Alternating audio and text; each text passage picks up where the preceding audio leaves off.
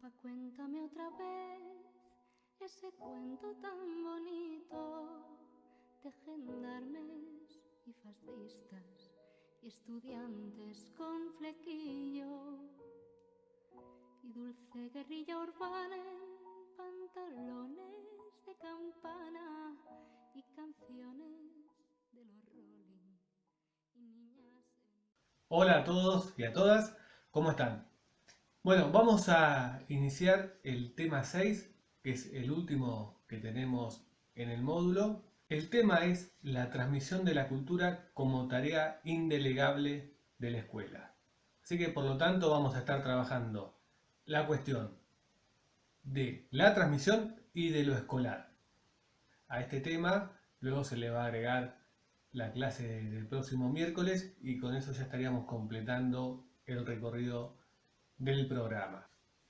Vamos a tomar el texto de Inés Dussel, Pensar el poder, después de Foucault, que es un texto que nos va a abrir algunas discusiones para revisar, para sostener también posiciones respecto de la transmisión de la cultura.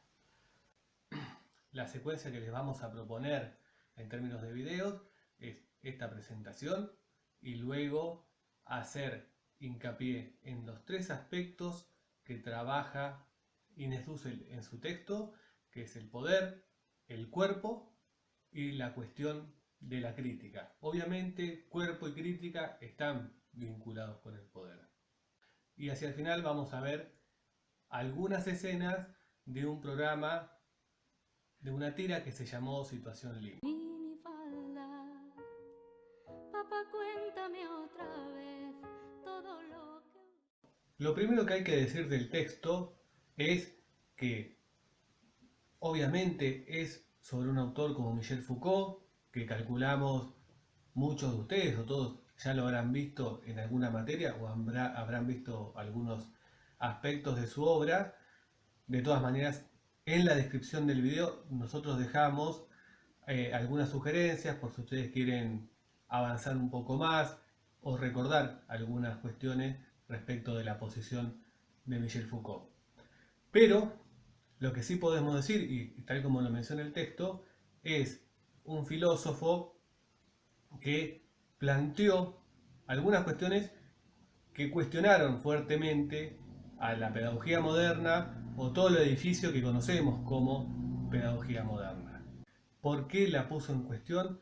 Porque descubrió, porque puso en evidencia los discursos de verdad que se producen dentro de las instituciones de la civilización, pero en particular en la escuela, que es lo que nos interesa.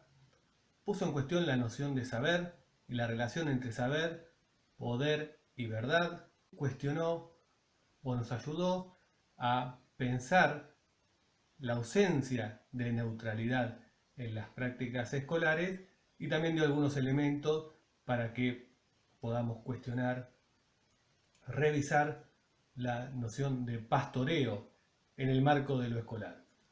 Bien, entonces Inés Dussel parte de señalar que a partir de estos aportes de Foucault que apenas acabo de mencionar, no se puede ser ingenuo en el terreno de la educación, en las prácticas pedagógicas, porque ya sabemos que hay relaciones de poder dentro de lo escolar y hay dispositivos de control de los cuerpos, de control de las subjetividades y de normalización.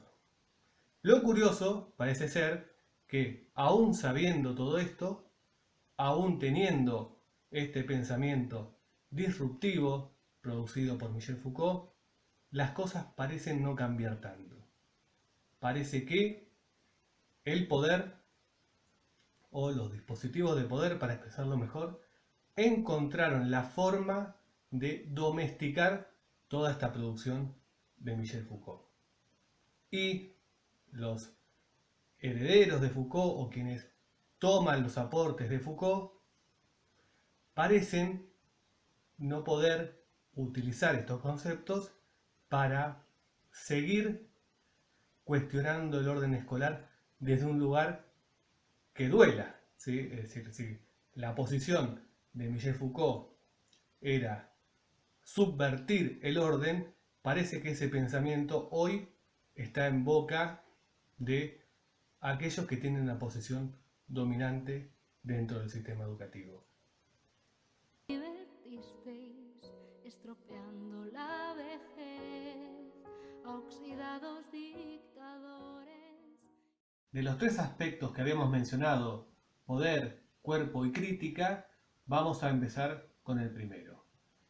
El poder, desde la mirada de Foucault, no es sustancial, es decir, no es una cosa que se pueda tomar, sino que es una relación, es lo que está en la relación.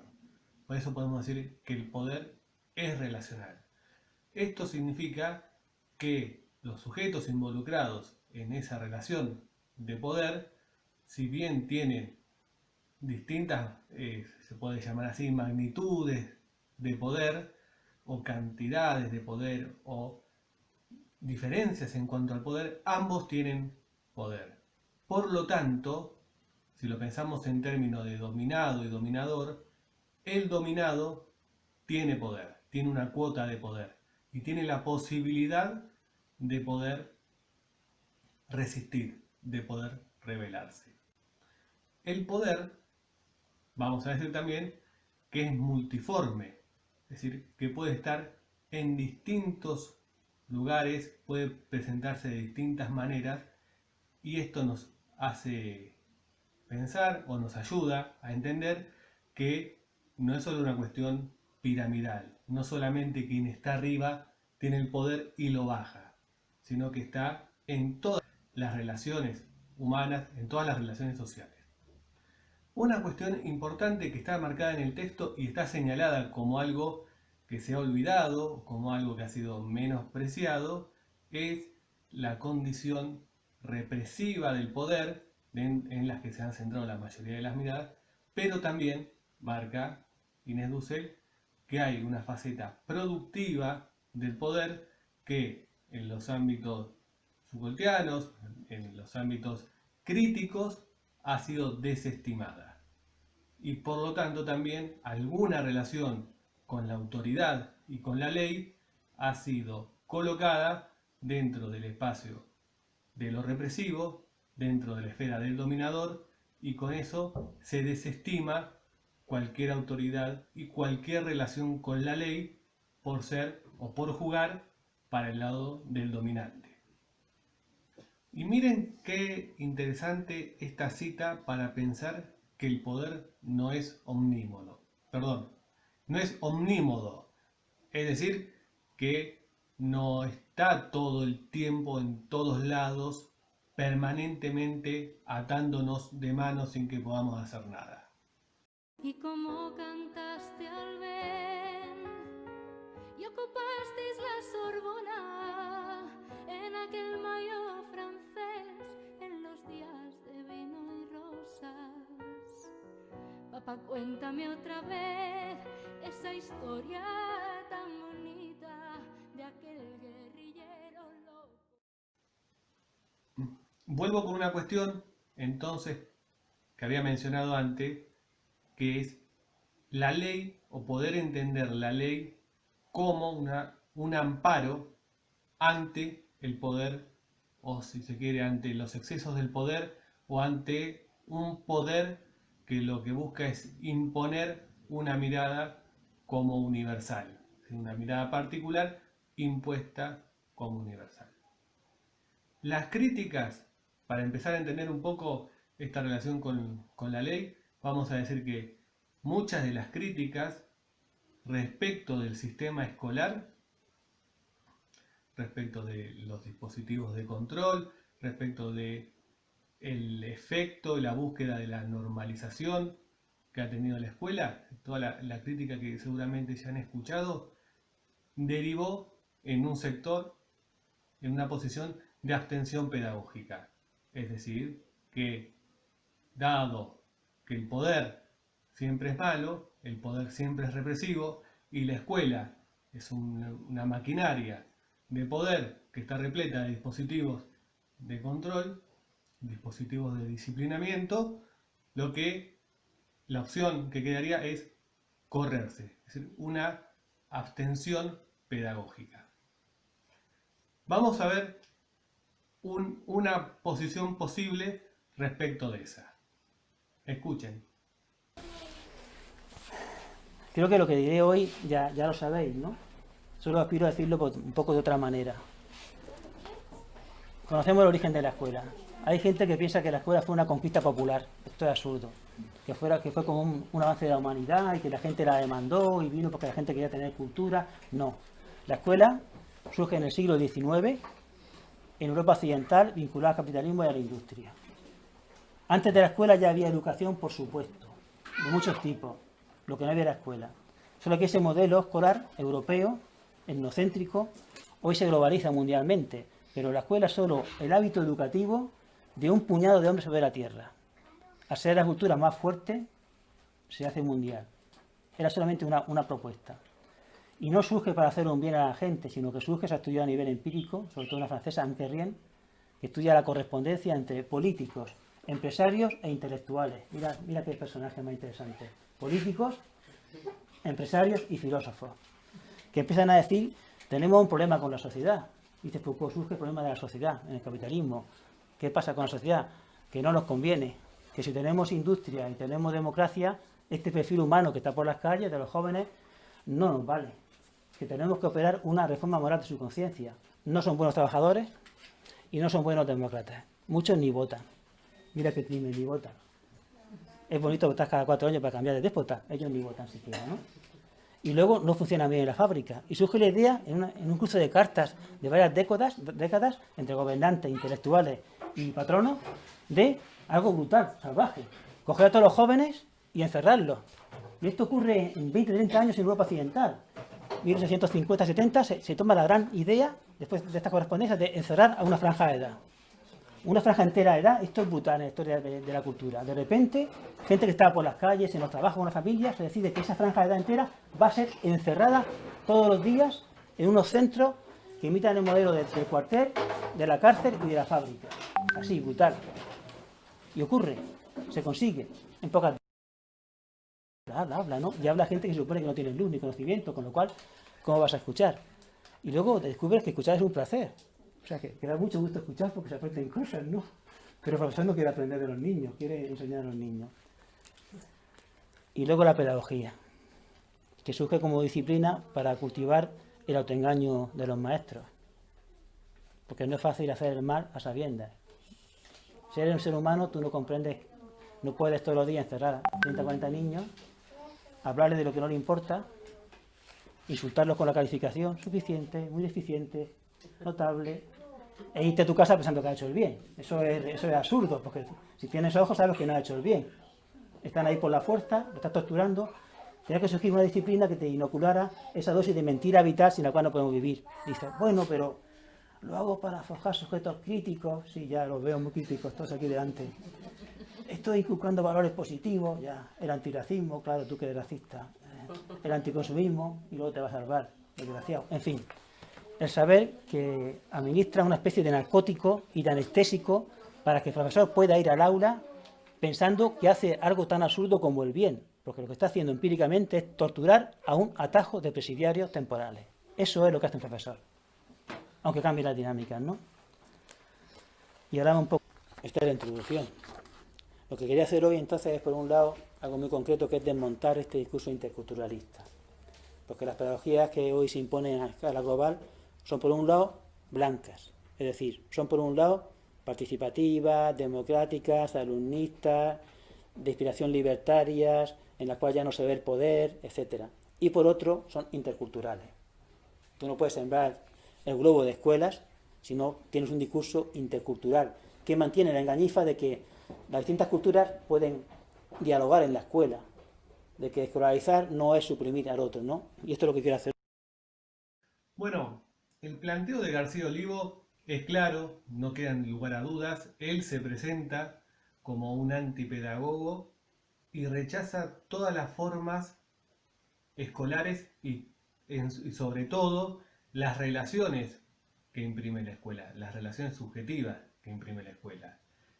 En el conjunto de las críticas de este antipedagogo. Ya me cuesta hasta nombrarlo, iba a decir pensador, pero bueno, no sé bien cómo quiere ser nombrado, pero digo, en el conjunto de sus críticas hay relaciones con los planteos de Foucault, porque en especial lo que se pone en cuestión es el carácter disciplinador y normalizador de la escuela en su conjunto y de cada uno de los dispositivos que tiene.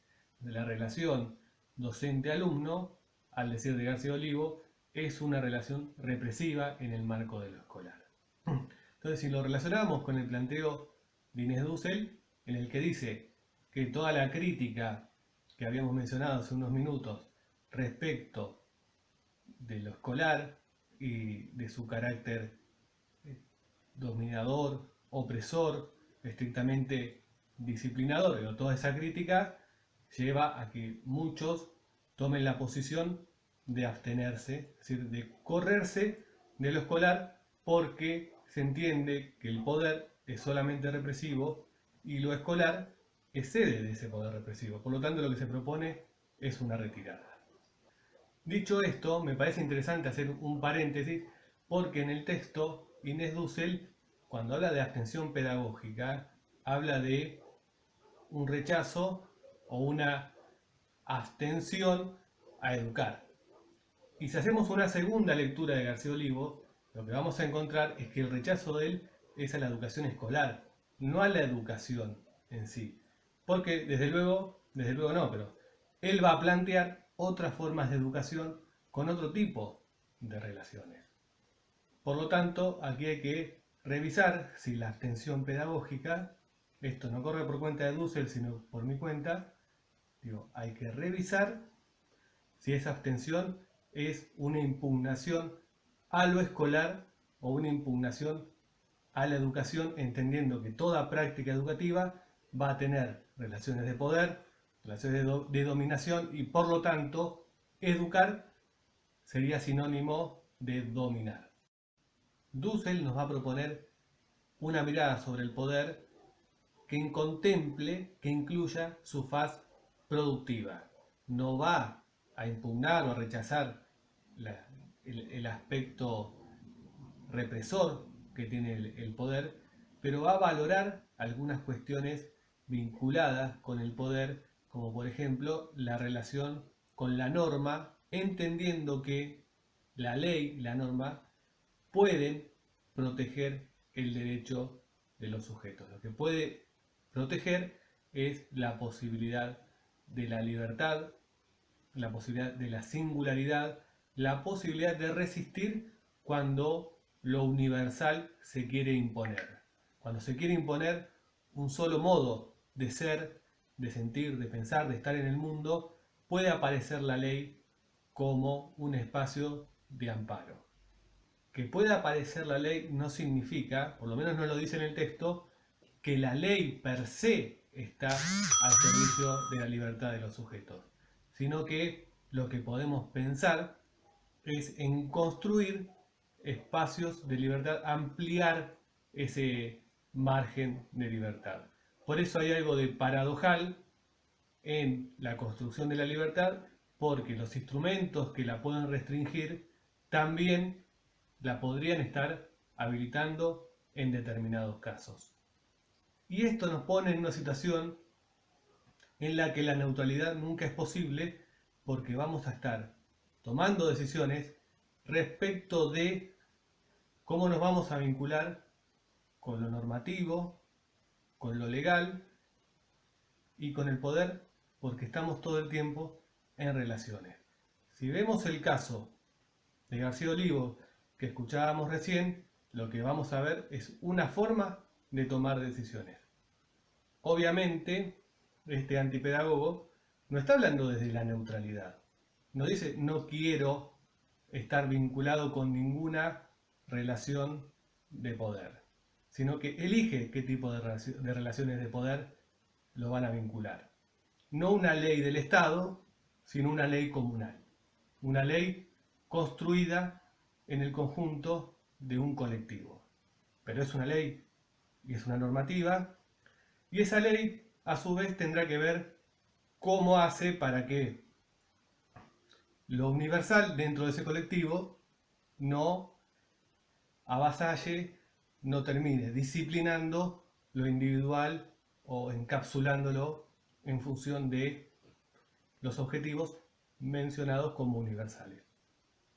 Desde este lugar, entonces, si ya sabemos las relaciones de poder que hay en la escuela, mantenerse, salirse de ahí, cualquier decisión no es neutral.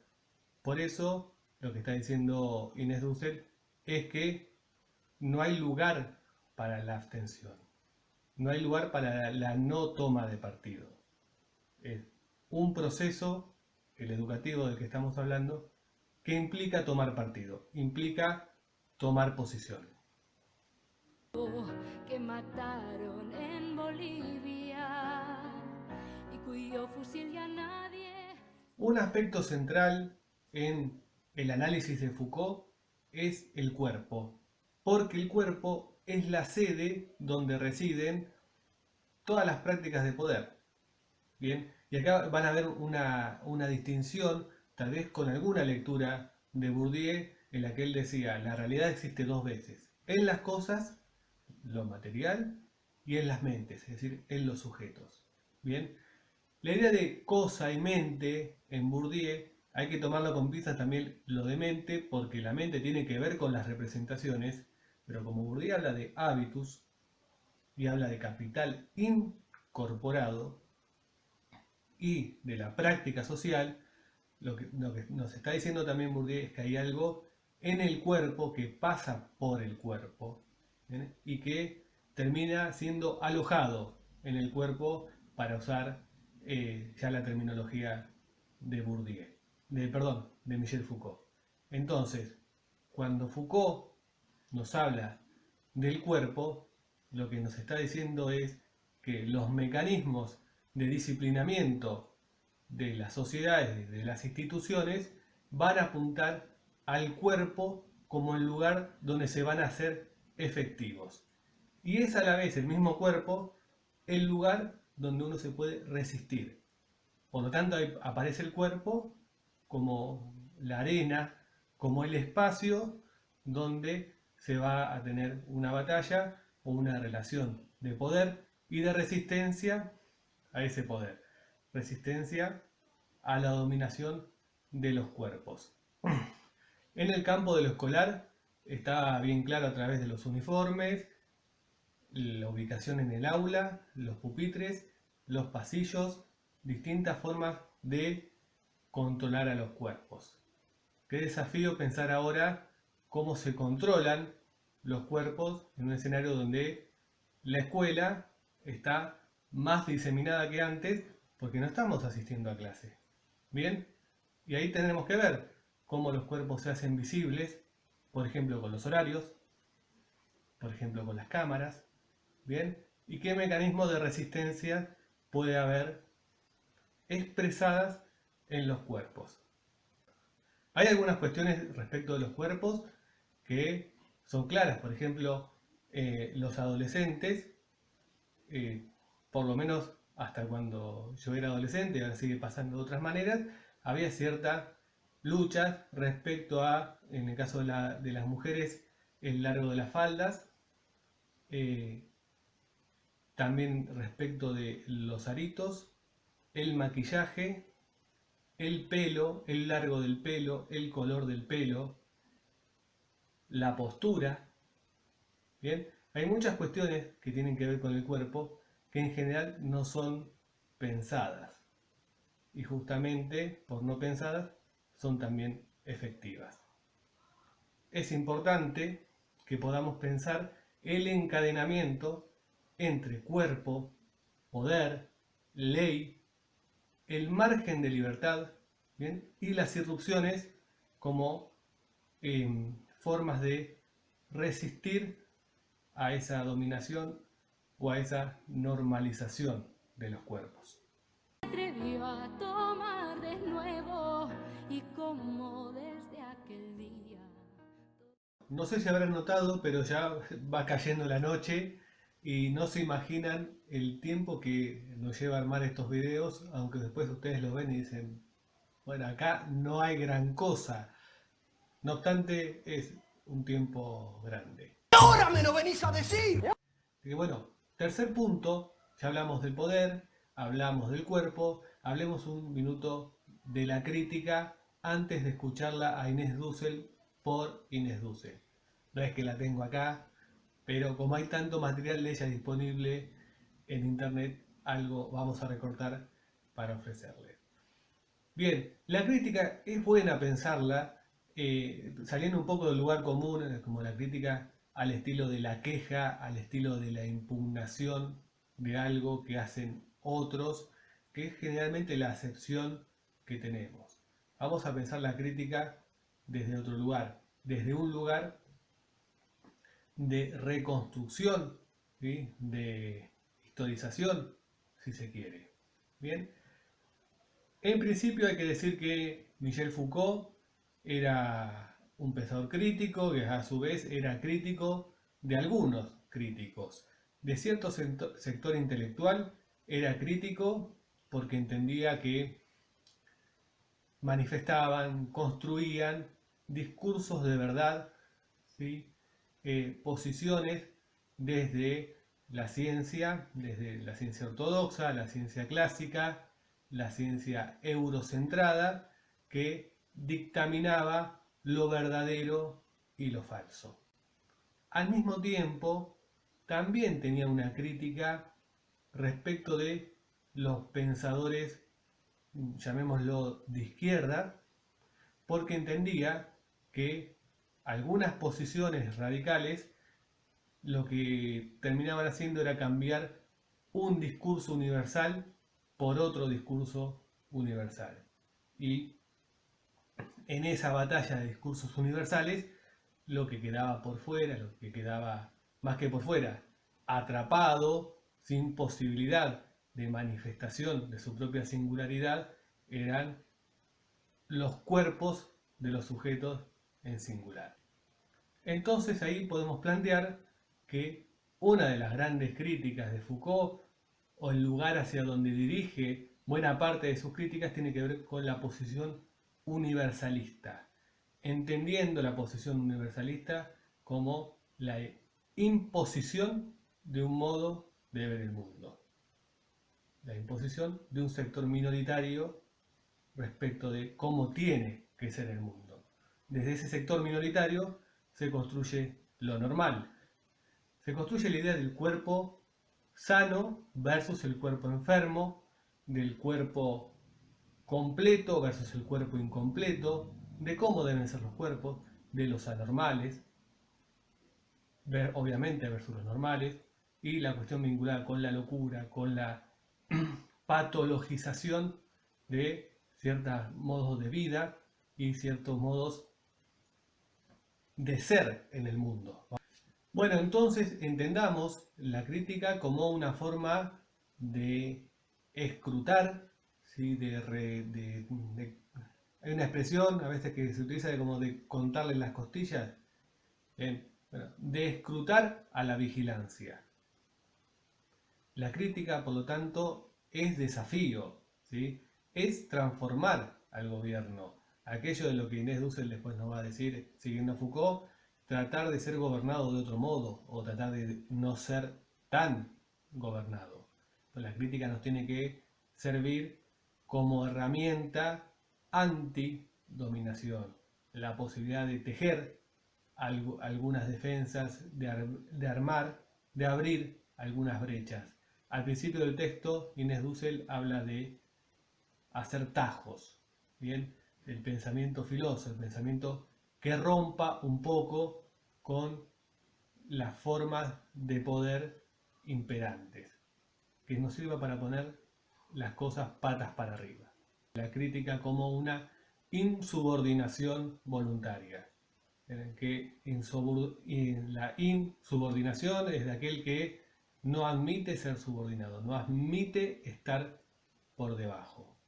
Por lo tanto, la crítica no es un ámbito neutral, ¿bien? Ni es un espacio para salirse, para estar a salvo por puro señalamiento. La crítica es una práctica, ¿sí? Una práctica activa que pone en cuestión las formas de gobierno. Pero no pensemos siempre en el gobierno lineal, hacia arriba, verticalista, sino multiforme, desde el lugar de la microfísica del poder. Por último, quiero decir entonces que toda crítica, para que sea crítica en este sentido, tiene que ser situada. Por eso, al ser situada, tiene que ver con las singularidades de los sujetos, de los cuerpos que están en ese escenario. No se puede hablar por los otros desde la propia posición. Sí, se puede hablar por los otros compartiendo algún tipo de posición, ¿bien? Pero no desde el lugar de lo universal. Por lo tanto, la crítica situada tendría que tender a ampliar los márgenes de libertad. Y fíjense que hablamos siempre de ampliar márgenes de libertad. No hablamos nunca de la libertad como si fuera absolutamente libre de todo. La libertad siempre es entendida en un marco de regulaciones. ¿Cómo es esto de la pedagogía con un lenguaje propio, común, aunque no universal? ¿No? Y ahí también uno podría decir, bueno, quizás depende también cómo uno enuncie lo universal, ¿no? En algunas líneas, no sé, pienso en Laclau y otras líneas de la filosofía política que dicen hay que animarse a ocupar lo universal provisoriamente, ¿no? Y hablar, no sé, o Rancière, no sé si hablan de universal, pero en todo caso de lo común, ¿no?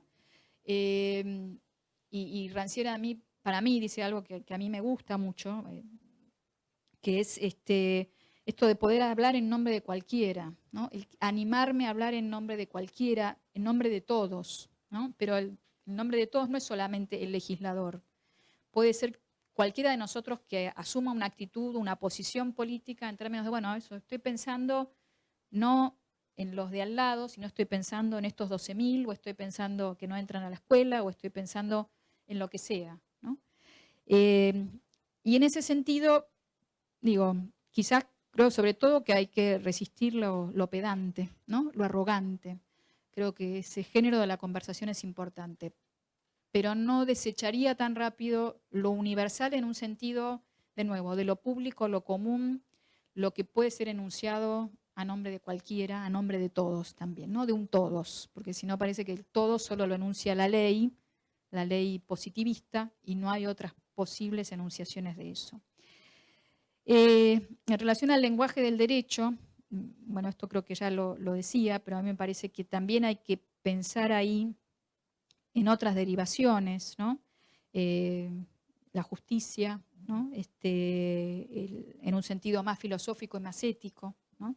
Y también en los derechos muy concretos con los que hay que reclamar vacantes para 7.000, 12.000 chicos, o hay que reclamar una escuela mejor que incluya, que no expulse, ¿no? Digo, me parece que también hay una posibilidad de enunciar los derechos, ¿no? Que ese lenguaje de los derechos, valga la redundancia, instaló, ¿no? Y me parece que en ese sentido también en la experiencia argentina de estas últimas, yo diría este último lustro, por ejemplo, en los derechos civiles, ha sido enorme, ¿no? De matrimonio igualitario, no sé, hay la ley de identidad transgénero, tiene que haber un derecho, ¿no? También, y tiene que haber una ley, lo digo en el sentido quizás más estricto, que también habilite otro derecho. Y finalmente esto, bueno, nuestras propias palabras, ¿cómo es lo de las propias palabras, ¿no? Y acá le voy a devolver a Carlos las preguntas, pensando en eso, ¿no? Claro, ahí van. ¿Qué sería lo propio de la pedagogía, ¿no? ¿Cómo pensar lo propio reconociendo, como vos decías también, que los lenguajes son siempre mezclas, ¿no? Son siempre heteroglósicos? ¿Cómo lo ves vos, esto que yo dije, esta enunciación más de lo específico? Y también, vuelvo a lo que señalaba al principio, ¿dónde queda el lenguaje de la ciencia, con el que vos te peleás mucho, del lenguaje especializado, el lenguaje de las disciplinas, como un esfuerzo sistemático de aproximación a un problema, ¿no? Y ahí, a mí en este momento que trabajo mucho en medios digitales, ¿no? Y toda la cultura digital, y me preocupa mucho este régimen de la opinión, ¿no? Y este teatro posmoderno de los afectos, me parece si se quiere, voy a animarme, un enemigo que hay que combatir. ¿Y cómo, desde dónde se lo combate? ¿Cómo se lo contrarresta? ¿La ciencia ahí no nos sirve un poco? Digamos, y la ciencia no estoy pensando en el saber experto, sino estoy pensando, y ahí más mayelianamente, en una operación de distancia, ¿no? En una operación de crítica, no pensando en Habermas, ¿no? Sino precisamente en esa operación por la cual uno se separa y puede pensar las cosas de otro modo, ¿no? Me acuerdo de Foucault que decía en un momento, bueno, el arte de la crítica es el arte de no ser tan gobernado. Él dice, ¿no? En inglés no suena tan bien en español, pero dice, bueno, no ser gobernado de ese modo. Y no sé si no voy a ser gobernado igual, siempre hay sujeciones, pero por lo menos no así, ¿no? Quiero discutirte que no sea así. Y para mí el lenguaje de la crítica, y en ese sentido de esa crítica en un punto que tiene cierta especialización, en la que no vale todo, ¿no? Es importante pensarlo. Entonces, nada, ahí y vos trajiste el tema de los afectos, para mí también es un tema, ¿qué enunciaciones sobre los afectos hoy podemos proponer en la pedagogía que no sean las de yo siento, yo creo, yo opino, ¿no? Y nos quedamos en esa celebración de los afectos. Parece más feo. Papá, cuéntame otra vez que tras... Muy bien, hasta acá el texto de Dussel y vamos a tratar de seguirla en este planteo que ella hace, que uno podría leer como sacarle filo a esa navaja que sería el pensamiento de Michel Foucault, es decir, cómo reverdecerlo. Y nosotros creemos que los aportes de este texto nos pueden ayudar a pensar la transmisión, porque hay algunas lecturas que van a poner a la transmisión como el ejercicio de una autoridad, que más que autoridad es autoritarismo, que reproduce la estructura de dominación, reproduce el status quo, la transmisión como conservadora. Y esa lectura de la transmisión es una lectura que se emparenta con el poder solamente en su faz represiva.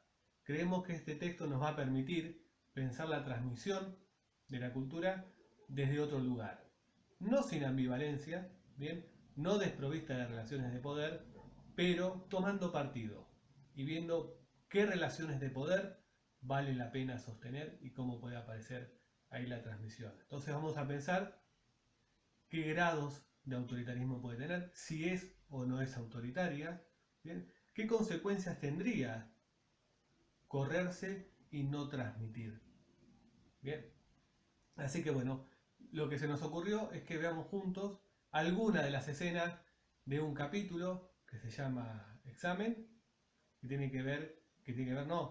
que es parte de un programa que se llama o que se llamó Sin Límites. Veámoslo juntos.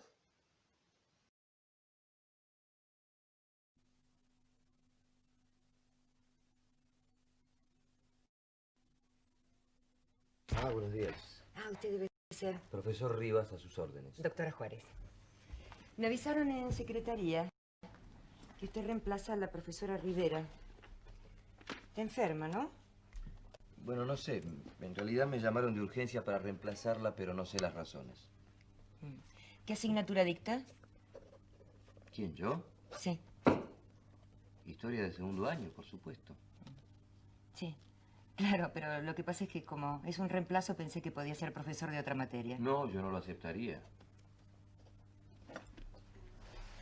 Es poco digno, ¿no? Sí, claro, no es lo más correcto, pero... ¿Usted es del turno tarde?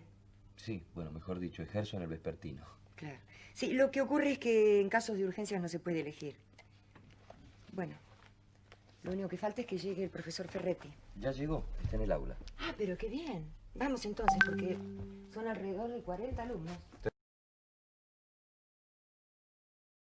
39. Tengo la planilla.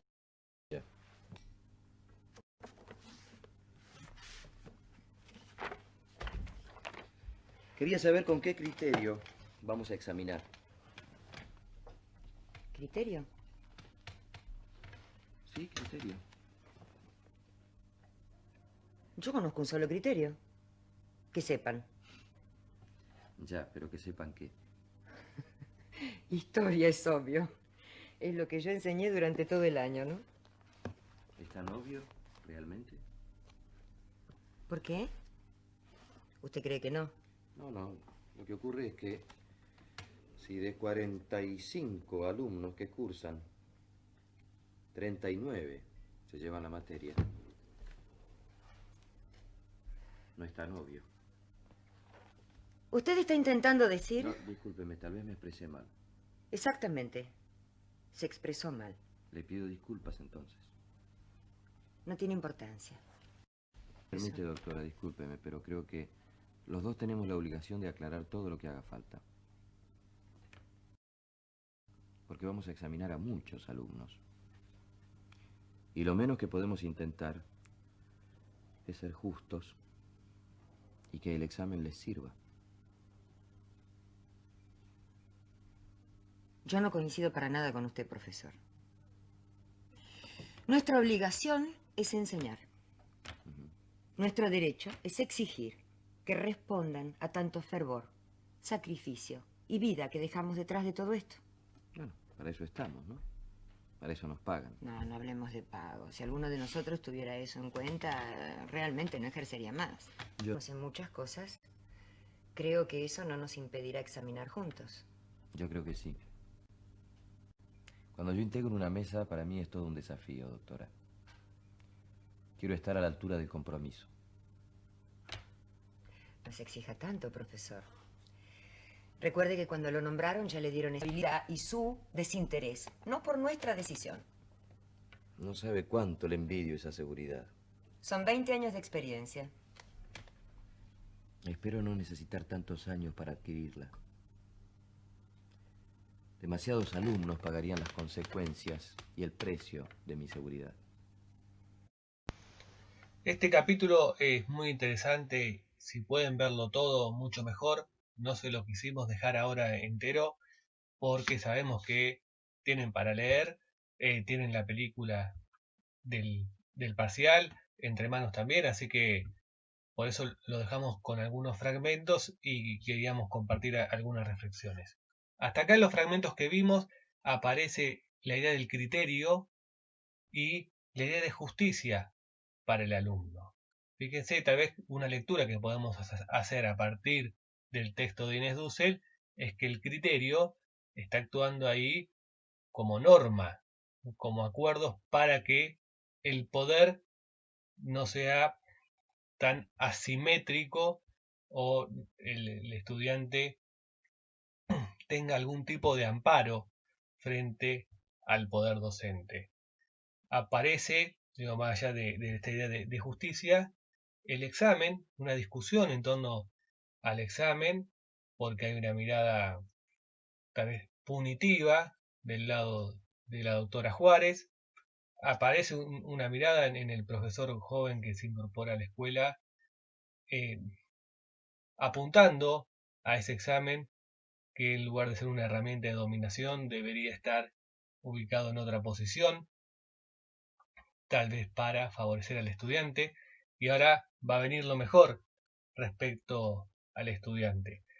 Pero es importante, perdón, respecto al examen, me parece importante que si nosotros comparamos esta postura de ambos profesores, a partir de, por ejemplo, los fragmentos que escuchamos de García Olivo, ambos estarían operando en función de la dominación. Ambos estarían funcionando para favorecer la normalización y la domesticación de los cuerpos, nada más que con dos modelos. Y si lo planteamos desde el texto de Inés Dussel, son dos posiciones, ninguno de los dos es neutral.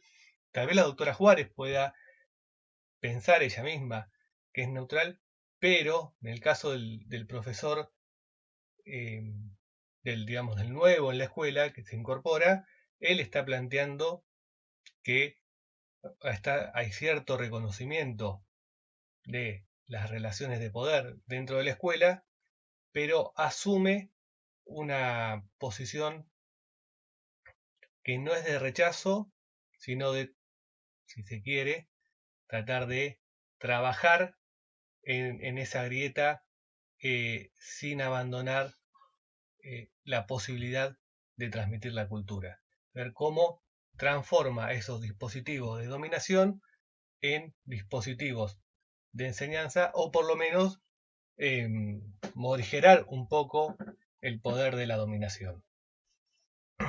Por último, también hay una relación ahí cuando la profesora Juárez habla del nombramiento como el único soporte del docente, como el soporte básico.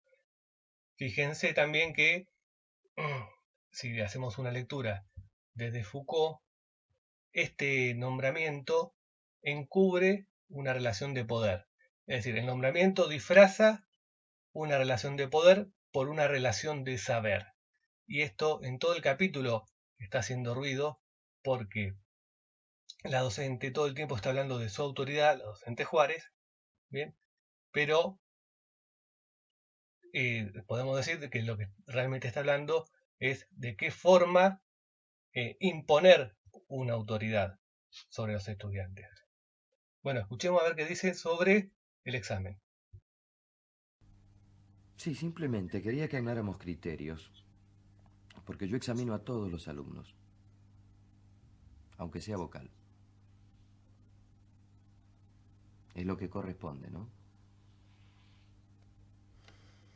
No es lo que se estila, pero si usted quiere tomarse el trabajo de interrogar, No, encantada. discúlpeme, pero yo no interrogo.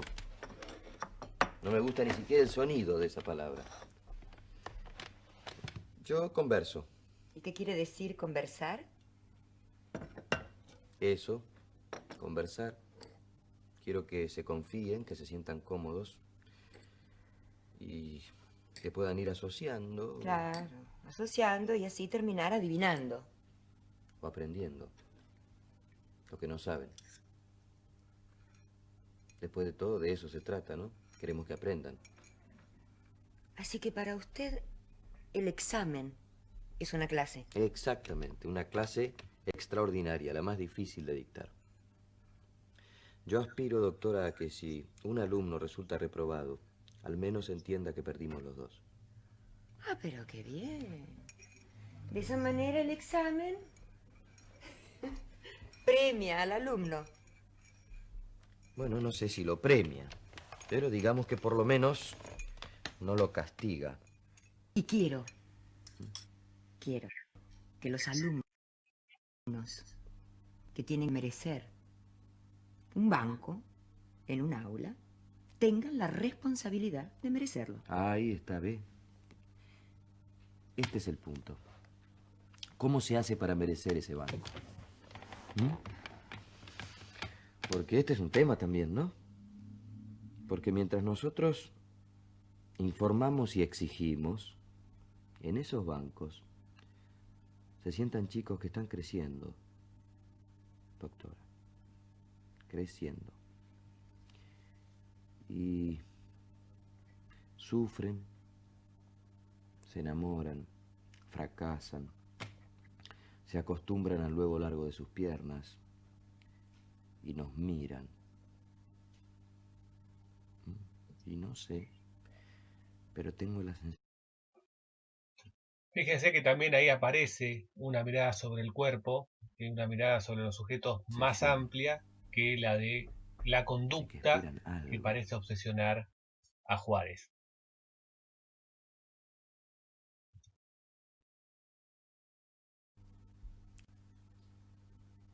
Y yo no quiero que sientan que soy su enemigo. Por el contrario, quiero que sientan que lo que pasa entre los dos lo sufrimos a medias. Entre los dos.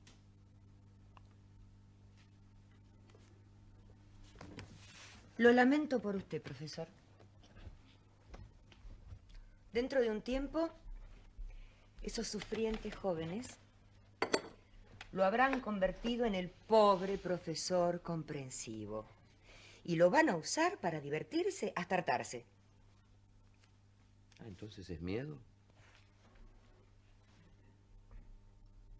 Todo ese rigor, esa... Esto está bueno también para pensar lo relacional del poder y pensar que no es omnímodo, que puede haber resistencia. Lo dice Juárez cuando habla de los estudiantes, de que pueden ensayar modos de resistir a ese poder.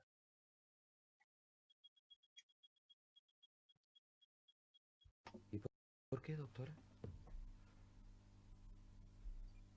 ¿Hay algo personal?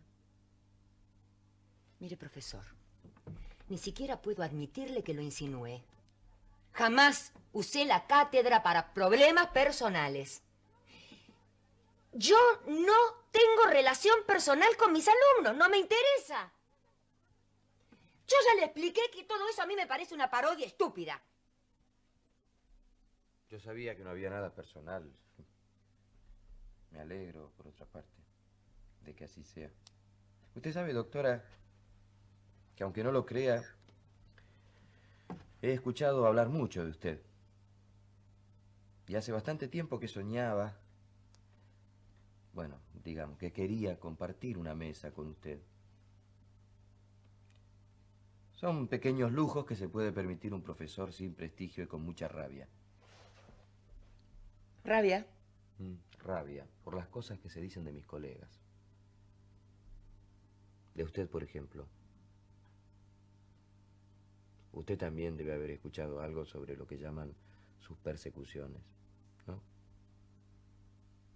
Y bueno, felizmente hoy voy a poder comprobar que son calumnias. Necesita comprobarlo. No, no se trata de mí. Se trata de Luque. A lo mejor ella... Porque no sé... Yo... Digo, si esta chica rindió 5 veces... 5 veces, ¿no? Historia. Sí. Y todavía no puede responder cuándo Colón descubrió América. A lo mejor, digo... es miedo. Pero dígame, ¿usted tiene una fijación con esa palabra? Pero realmente, yo soy omnipotente por miedo. Ella es amnésica por miedo. Para usted todo es miedo. Es lo que me enseñó la historia, doctora. El miedo es el gran deformador del hombre. Puede hacer cualquier cosa, asesinar por miedo. Enmudecer por miedo.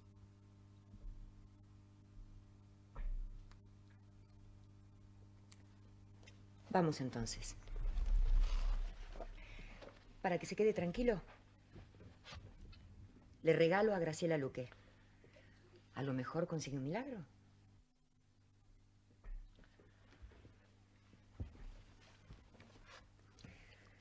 Examínela. Y ya verá, profesor. Lo veremos, doctora. Lo veremos.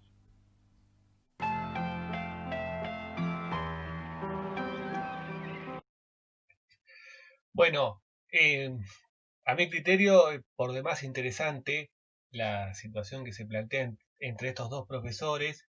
En este último bloque aparece detalladamente la figura del miedo, de tener miedo, de generar miedo, cómo opera o cómo operaría la maquinaria escolar ahí para pensar el miedo.